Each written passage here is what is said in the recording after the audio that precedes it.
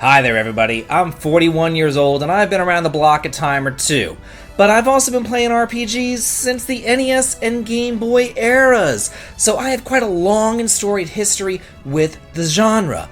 Some of my games that I loved as a kid kinda aged like milk and you really just can't go back to them.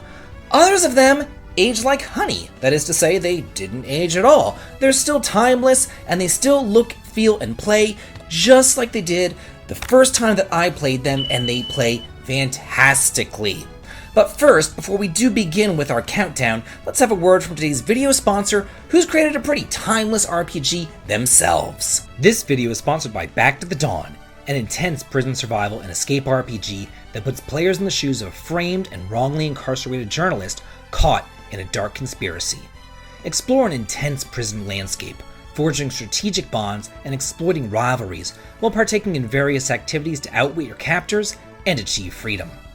Back to the Dawn is part of the Steam Next Fest June 2023, and there is a demo link in the video description. In addition, the creators of Back to the Dawn are hosting exclusive Steam Next Fest giveaway events that you do not want to miss. They're giving away some incredibly cool prizes, including Steam gift cards and exclusive Back to the Dawn merchandise. If you're as excited about this game as I am, simply head on over to the Back to the Dawn Twitter page to participate and stand a chance to win these prizes. You'll find a link to that Twitter page in the video description below. And if you do like what you see here, please be sure to download the demo, and the link to it is also in the video description, so you can try it out for yourself, and please do also be sure to add it to your wish list too. And now, on with the show. 7 RPGs that are just ageless and timeless that you can still play today and just have a blast with. First up, we have Golden Sun 1 and 2, both released on the Game Boy Advance. Camelot's masterpiece duology definitely deserves a spot on this list. While extremely popular back in the early 2000s whenever it was first released, because it has been abandoned and defunct for so long, I could totally see that younger generation not knowing much of anything at all about it. If you're a fan of turn-based RPGs with class systems and puzzle mechanics, then just look no further than this, because here you have all the best aspects of RPGs of old with a glorious world map, tons of secret hidden treasures and areas, and puzzle-based dungeons where you can actually use your magic to solve the puzzles. Here, you'll be able to freeze puddles to create ice pillars, use fire to melt them, cast a spell to make ivy grow, catch objects in trees, and move pillars about. Then, to make it even better, Golden Sun 2 is a direct sequel to the first game, picking up right where the first one left off. So here really you get 2 great epic RPGs in one solid recommendation. Number 2, Shadow Hearts 2 Covenant, released for the PlayStation 2. Personally, it's still kind of weird for me to think of the PlayStation 2 era as old or retro, but here we are. Of the 3 Shadow Hearts games, that second one is easily the best one. It takes you all over Europe and Asia, along with a wacky cast of characters. Something that I think a lot of people actually get wrong about this series is that they believe it's majority horror. And, well, yeah, there is an element of horror. For the most part, it's all humor, despite being set immediately following the events of the first game, with Yuri looking for a way to get Alice back, and featuring a dark cast of characters from demons to vampires to Rasputin. This is still one of the funniest games that I've ever played. With turn-based combat and that Judgment Ring system twist, you'd be shocked at how good this RPG still is today. Number 3, Final Fantasy Legend 2, released for the Game Boy. Yes, I am aware that this is on the original Game Boy, and yeah, I am aware that it kinda has that monochromatic green screen thing going on. But are you aware that this is the absolute best RPG ever released on that system, bar none? Well, it is. And it's actually the second game in the now long-running Saga series, and you can choose your party from humans, mutants, robots, and monsters, each with different strengths and weaknesses as you travel from world to world, solving their problems, collecting the Magi, and searching for your missing father. If you've avoided the Saga series because of just kind of how weird it is nowadays, keep in mind that it wasn't always so obtuse and strange. The 3 Legend games on the Game Boy play much more akin to those early Final Fantasy games than the more modern Saga games. This game is definitely a case of not judging a book by its cover. Number 4. Luffia II: Rise of the Sinistrals, released for the SNES. This game just does everything right. Classic JRPGs are so beautiful in their simplicity.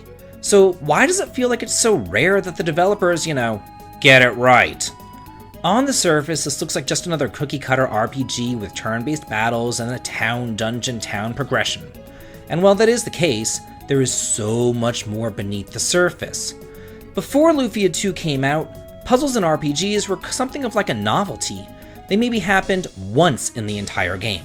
But it all changed after this. The entire RPG landscape was changed, and it made me and countless other fans look at exploration in a whole new light. Dungeons were no longer just something to survive. Now you had to be mentally prepared for them too.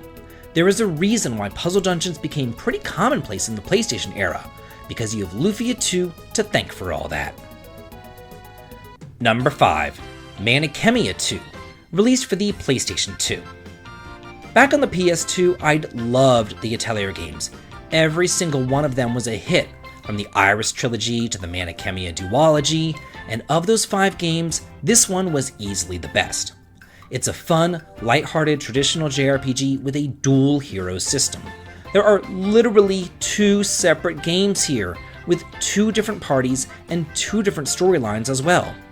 Featuring a bright, beautiful world filled to the brim with endearing characters and a fast-paced turn-based combat system, this will keep you entertained for hours, because once you're done with the hero story, you're going to want to turn around and play the heroine's story next.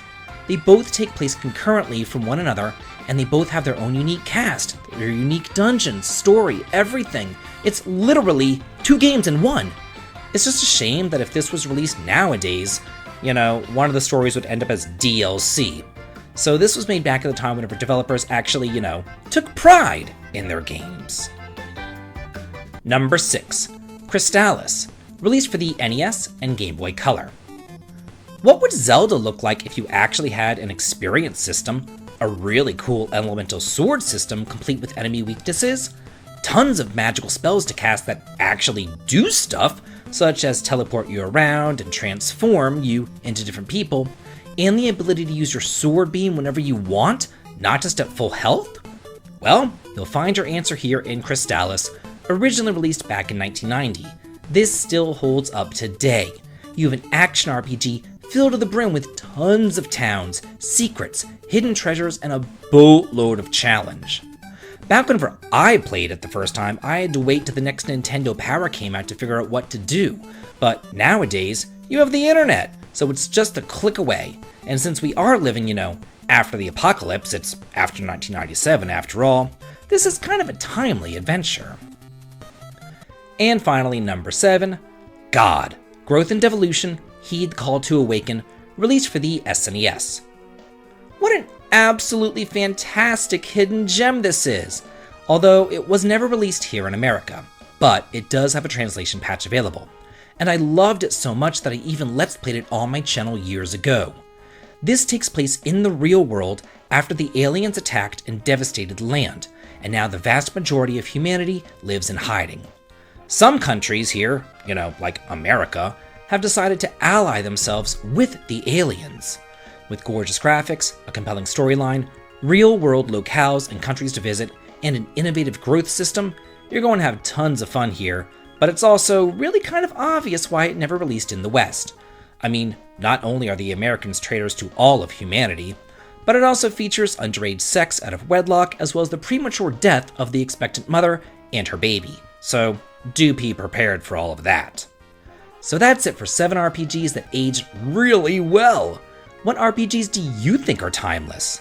Let me know in the comments.